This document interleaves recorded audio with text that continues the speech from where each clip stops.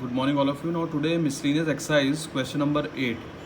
This is a very important question. The question says that the value of tan x is given minus 4 upon 3, and it is given that angle x belongs to second quadrant.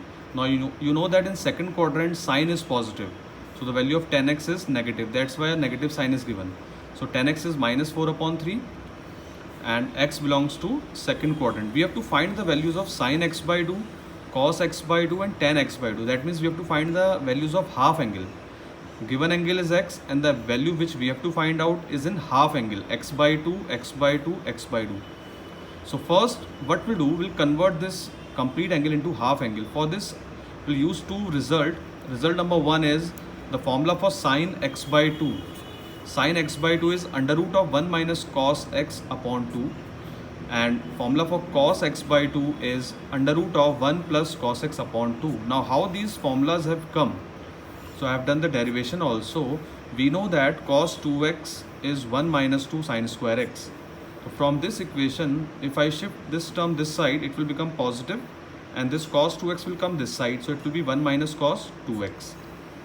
Now 2 we can divide, so we get this term. So what is the value of sin x? It is under root of 1 minus cos 2x upon 2. This is the angle x, and here it is coming double angle 2x. So if I take the half angle on both sides, so what is the half of x? X by 2. 1 as it is, minus sign as it is. And what is the half of 2x angle? It will be x.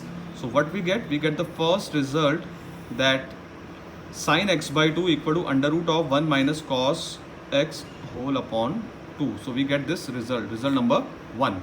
Similarly, for proving the second result, we can use the formula again. Cos 2x in terms of cos is 2 cos square x minus 1. So that means this minus 1 we can shift this side. So it is 1 plus cos 2x. So cos square x will be 1 plus cos 2x upon 2. So what is the value of cos x? Under root of this thing. Now again, if we take the half angle x by 2, it will become x upon 2. So we get the second result. That means we have proved both the results, sin x by 2, cos x by 2. Now if you observe carefully, for finding out the value of sin x by 2 and cos x by 2, basically we are using the result of cos x. We need the value of cos x. What is given to us? Given is tan x. So first what I will do, I will convert this tan into cos. Then I will put the values here and I will get the answer. So how to convert tan x in cos? So for this, now what is given? Tan x is minus 4 upon 3 and x belongs to second quadrant. So you, in class 10th you have done, if I draw a right angle triangle and this angle I have taken x, so tan is perpendicular upon base. So AC length upon BC length. Now negative sign I have ignored because in length negative sign we cannot take. So AC upon BC is 4 upon 3. So can we say that the length AC will be 4 times of k and BC will be 3 times of k? So with the help of Pythagoras theorem, you can find AB. AB will come 5k. AB will come 5k. Now from the same triangle, can you find out the value of cos? Cos is base upon hypotenuse, 3k upon 5k. So what you will get? 3 by 5. What you will get? 3 by 5. Now again, see this condition. X belongs to which quadrant? Second quadrant. And you know that in second quadrant, only sign is positive. So if we are getting the value of cos x as 3 by 5, we cannot take 3 by 5 because cos will be negative in the second quadrant. So we have to put a negative sign. We have to put a negative sign. So I have written here, because x belongs to second quadrant, the value of cos x will not be 3 by 5. It will be minus 3 by 5. So this is the main equation which we have got. We have taken out the value of cos x. Now the first result I will use, the formula for sin x by 2 is under root of 1 minus cos x whole upon 2. Put the value of cos x minus 3 by 5. So it will become plus 3 by 5 whole upon 2. On simplifying, you will get plus minus 2 by root 5. Two values we are getting, plus 2 by root 5 and minus 2 by root 5. Now which value to take? Because we don't know in which quadrant x by 2 lies. We know the value for x. X belongs to which quadrant? Second quadrant.